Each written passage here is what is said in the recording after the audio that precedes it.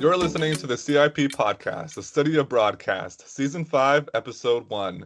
In this show, we explore the world of study abroad, offering advice, insights, and travel stories, bridging perspectives and cultures along the way. I'm your host, Andrew. I'm currently in my third year of the Arts and Sciences program. I'm a peer helper with CIP, and I studied abroad at Linköping University in Sweden during the fall 2023 semester, so last fall. So in this episode, I'll be speaking with fellow CIP peer helpers, Jacqueline and Jane, about the topic of making friends abroad. So before we get started, do you both want to tell us a little bit about yourself and your study abroad experience? Why don't we start with you, Jacqueline? Sure. So I went abroad this past winter, so winter 2024, and I went to Malta, and it was an incredible experience. Malta's a very small island, so I was able to meet a lot of people and build a lot of great connections, and I was able to swim in the ocean a lot because it is a very small island, so everywhere you turned, there was a body of water. And it was incredible. It was genuinely incredible. I got to meet a lot of people from every corner of the world, and I am really excited to talk about it today. Okay, awesome. And Jane, if you want to tell us about yourself and your study abroad experience. Yeah, for sure. So I'm in my fourth year of environmental sciences, but I studied at the Swedish University of Agricultural Sciences in the winter semester of 2023. I studied in Elnarp, which is this little town just outside of Malmo. And yeah, it was absolutely incredible and life-changing. Okay, awesome. So now to get into our topic, which is again making friends abroad. So one of the biggest concerns I feel that people have when going abroad, including myself, was whether they will be able to make friends. So when you're going to a brand new country, you don't know anybody, maybe the language isn't quite familiar, you're surrounded by people that are much different than your friends back home. It can be a very scary and isolating experience. So today we're here to kind of ease your mind of these concerns about discussing our experiences of making friends and telling you what you can do to make lifelong connections with people from all over the world. So the first thing I want to talk about is when you arrive in your new country and are completely alone. It's a very scary experience, but also exciting. So I want you guys to think back about how you felt before you left on exchange. What kind of thoughts or feelings were you guys having going to your host university? Jane, why don't we start with you? Yeah, really super excited to move and get to meet new people. I was really fortunate that the international community on my campus were really amazing and really open and friendly. So I got to learn about a bunch of cultures, not just Swedish culture. Yeah, I felt that too. Like I was also very excited to like go to a new place, but then also when you first get there, it's like, oh my God, what do I do now? So yeah, Jacqueline, what kind of thoughts or feelings were you having? Were you anxious about leaving? Were you like totally calm, cool, and collected, or where were you at? So I was actually terrified, mainly because in general, I was going to a small island, and Mhm. no one. I know we mentioned that some people have like other humans that are coming from Guelph to the university that you go to, or people have been to this university before that you were able to talk to. I didn't have that because for a while, a lot of no one from Guelph kind of went to Malta, so I was really going on my own. But thankfully, when I got there, everything turned out really great, and I was able to meet so many people, which we'll probably talk about a little bit later. But essentially, what I'm saying is that it's okay to be nervous and scared and anxious and all that fun stuff, mainly because you will. It's normal, and it's also healthy, and you will be okay. Like this is coming from someone who was absolutely like terrified. Like I was dreading getting on a plane on my own, but it was an incredible experience, and I highly recommend it to anyone who's interested. Yeah, absolutely. So Jane, did you have any other students from Guelph who went to your same university? Technically, yes. Yeah. There was one other girl who also went to the Swedish University of Agricultural Sciences. But since the university has three main campuses all around Sweden, she was actually on a different campus than me Oh, and was probably like a 6-hour train ride away. So like we didn't go together by any means, but I did actually get to meet her. We met up in Copenhagen. oh, Um, nice. and yeah, spent a few days there and got to travel together. So like that was super cool. Yeah, that's But yeah. crazy. Yeah. Yeah. Yeah, so one of the things that the Center for International Programs at Guelph does is they connect you with other students via email who are going to your same university and are going on exchange. So you can kind of like have a buddy that you've talked to beforehand, and then you can have somebody you're familiar with before going to your new country. On that tone or like on that note, talking about having people to be connected with that are going through the same experience as you was super helpful and validating for me. Just because, as I mentioned, the other girl that was also going to the Swedish University of Agricultural Sciences, we were able to like ask each other questions and like share information specifically about the visa process, because we both had like similar experiences, and like it was really helpful to kind of have someone to bounce those ideas off of. Yeah, awesome. Okay, so moving to the next question is what advice do you guys have for people who they're first arriving, they don't know anybody, and are looking to make friends? Jane, why don't you go ahead for this one?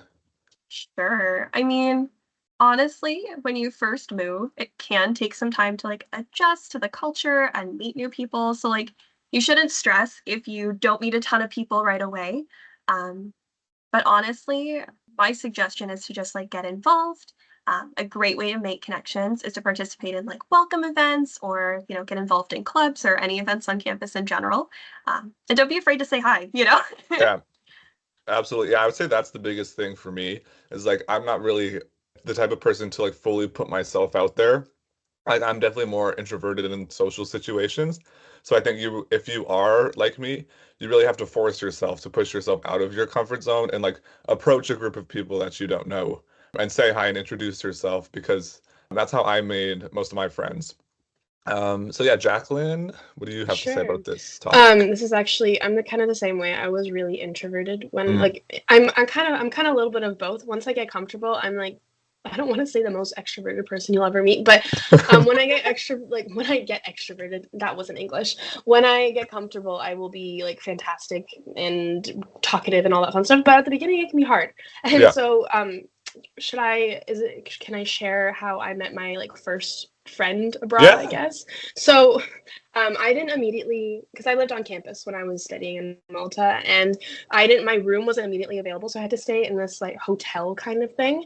And I had to walk to campus for like the first day of orientation. I don't know if either of you had like an orientation day or for like the Yeah. international students. And so when I was walking, there was a girl walking in front of me that was leaving the same hotel as myself, and we were walking in the same direction. And I swear she thought that I was following her, but we were genuinely just walking to the orientation together. And at a certain point, I kind of just like sped walk next to her, and I was like, "Are you going to this place? Like, are you going to orientation? Like, are you also an exchange student?" And she was like, "Yeah." And she looked at me. She's like, "So you weren't following me?" And I was like, "No." And so that's kind of how I met my first person. I actually still talk to her today. Her name is Marta. Marta. She's from Lithuania, Awesome. and she was fantastic. And that just kind of goes to show is that you kind of have to just push yourself, and you will meet someone, and they will either think you're really weird, and that's okay too, or they Yeah. will be like a new friend that you have in your life. So yeah, Yeah, no, that's so crazy how such like a small interaction can like turn into such a large friendship. Like if you for had sure. never sped walk up and I talked said to her, hi. Yeah. then you guys may have not met before. So on that note, Jane, do you remember making your first friend when you were in Sweden? Yeah, actually, it's kind of a similar vibe of it was like just a small interaction, but led to a super awesome friendship. When I went to go pick up my keys for my accommodations on campus, I met a few other students who were exchange students who were also picking up their keys. And my one of my closest friends, Kasia from Poland, was also picking up her keys. We ended up chatting, and yeah, ended up being really good friends. Yeah, I kind of had also another similar situation. So I went to the university actually before the semester started because I was taking a course in Swedish, like the Swedish language. So it was just me and then a bunch of other exchange students that were at the university. Like none of the regular students were back yet. So I went to my first class and we were all just like kind of waiting around for the class to start. And I guess this wasn't somebody else took the initiative, so that was good for me because I wasn't going up to anybody. I was just kind of like standing alone.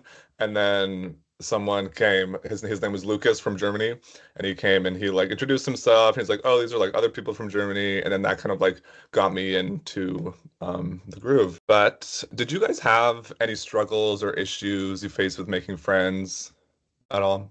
And if so, how did you overcome these? I think for me, the biggest thing was a lot of the people that I met when I was abroad, there was like they had come to Malta to learn like English or to practice English. So Oh, okay. sometimes there was kind of a language barrier, or even just I was told countless times that I really fit the Canadian stereotype in the sense that I was really nice, especially when I like certain like people were like, you are like overly nice, and I was like, this is just how I am. Like this is Yeah. not something that I was ever taught like told about. So I think for me it was just people kind of took it sometimes as like not being like genuine, or like they were like, you're too nice. So Oh, sometimes that kind of like situation where like people kind of were caught off guard. But other than that, I think in terms of going abroad, everyone that's also there as an exchange student is there to meet people. Like that is their intent. That's what they want to do. They want to be able to have those adventures, those experiences. So I think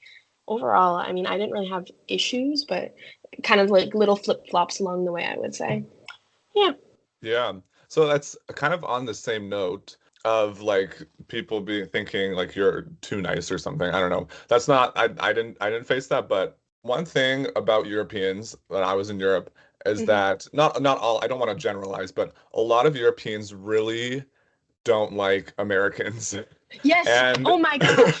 Oh my and being goodness. being Canadian, like there's not really a much different in accent. So like I would think I often like got grouped in as being an Yes. American. Yeah. Mm-hmm. So my friend that I was telling you about earlier, Lucas, he like introduced me to his friend from Finland, and we were like chatting or whatever. And then apparently, like after I had left that interaction, she said to him, she's like, "Oh, he was actually like really nice. I wasn't expecting that at all." And then he was like, "Well, he's not American. He's Canadian." So I guess that Yeah, I don't know if because that's like a common thing that happens. yeah, it is. It definitely is because one of the things that I was told is that in like schools in Europe, I guess, we kind of get like as Canadians, we kind of get grouped into Hmm. the like American kind of North American kind of stereotype, I guess, even though we are a very different country with very different like qualities in so many Values. different Yeah. capacities. So yeah, so it's definitely I definitely that happened to me many times. So I definitely relate to that. What about you, Jane? Honestly, I would be like, "Hi, my name's Jane, and I'm from Canada," and I would just start off the bat being like, "I'm Canadian." Awesome. So Yeah. real. Yeah. Yeah. So, and then another thing that I didn't realize with making friends was I was expecting to go in and like meet all these Swedish people and just Yeah, like pretty much be one of the Swedes. However, what I didn't realize was that when you go on exchange, you kind of are in this like group of international students, and it's pretty hard to escape that group and like meet for people sure. from the actual country that you're living in, because the Swedish students weren't really like making an effort to be friends with the international students since like we were leaving anyway. I kind of shared that kind of idea when I went abroad in Malta. The Maltese people, I should give some context about the fact that over the last like few years, the population of Malta kind of has increased with foreigners Mm. and like decreased in terms of the actual people that live in Malta, mainly just because young people are going to Europe to find new opportunities. Because on a small little island, the wage is not very high. So a lot of the Maltese people that I did meet were really genuinely nice. They're like, "Let me show you all these Oh fun yeah. places on the island. Let's just go scuba diving and like Oh my God. explore caves and such things like that." But in I guess I could say that they didn't really take an active step, kind of like for you, the same thing. They kind of just stayed in their little bubble, their little Right. groups of the people, and we kind of stayed in our little bubble of international students. So yeah, that's what I'll Yeah. say to that. Yes. Sorry, one more thing I have to add on that note. Something that I would suggest, which I think was brought up earlier, was because I wanted to meet Swedish people, so I ended up joining like a Swedish club at that time. It was like for other international students. It was like organized by Swedish students of like activities and stuff. So I did join that, and that was a way for me to kind of meet more Swedish people and make some Swedish friends. So yeah, that would be a tip I have, is try to join a club or like get involved in the Yeah, yeah, school in any way. for sure. So Cool. I think you guys have mentioned this before, but are you still in contact with your friends you've made? Jane, I think you mentioned this earlier. Yeah, I am. Actually, I've been really fortunate that I've had a few friends come and visit me in Canada. So it's been really awesome to get to maintain those connections online, but also even to get in-person visits, you know. Yeah. Most of my friends we've stayed in contact online through like social media or WhatsApp. Going on exchange is a great opportunity to make like friends that'll last a lifetime, and also it like gives you connections for like places around the world. Because like I'm like talking to people and they're like, oh, if you're ever in Belgium, just like let me know and I can hook you up with like places to go, or you can like stay at my house or stuff like that. Jacqueline, are you in contact with people that you've met? I am. So when I was abroad, I have this like core little group of three girls that I hang out with the most, and we have a group chat on WhatsApp. We don't talk like consistently every single day, especially because of the time difference. But if anything really eventful happens in any of our lives, we just kind of post like we send a message about it, and we all kind of like react. So we keep each other in the loop in that sense, and like over social media and all that fun Mm-hmm. stuff. But yeah, I think the one person that I've stayed in contact the most, especially through Snapchat videos, she's also the only reason I have Snapchat, because she sends me Oh. vlogs about her life. It's Marta, the person that I was talking to, Mm. like talking about at the beginning. She sends me like, I went to the grocery store today and I saw this like jar of pickles and I thought about you, and I was like, great. Thanks. That's so That's so sweet. fan that's so fantastic. And so we keep each other in the loop in that sense, but it's nice. Like genuinely, like you said, the connections, if I ever want to go visit them, if they ever want to come Exactly. visit Yeah. me, you feel more like connected in the world, and that's a great feeling to have. So yeah. Yeah, absolutely. So, do you guys, as we come to a close, do you have any closing remarks or things you want to talk about regarding the friends you made, or anything for people who are concerned about not making friends? Yeah, I mean, I feel like I said this earlier, but just to like re-emphasize it, like when you first move, it's okay to not Hmm. meet a ton of people and, feel like you have a ton of friends all of a sudden. It's normal to take some time, but eventually you'll find people. Yeah, absolutely. Yeah, like for me, there were definitely times where it was like quite lonely, or like I was just like alone, and like I didn't really have like friends I could like reach out to like right away. But yeah, so I don't think that's not the case for everybody, but I don't think you should expect to walk in and just like have all these amazing connections right off the bat. Jacqueline, do you have any closing thoughts? Sure. I think that also another thing to remember is that if you meet someone when you're abroad, that doesn't necessarily mean that they're also going to be like your longtime best friend. So also Yeah, don't put too much pressure on yourself to force a connection when it's not there.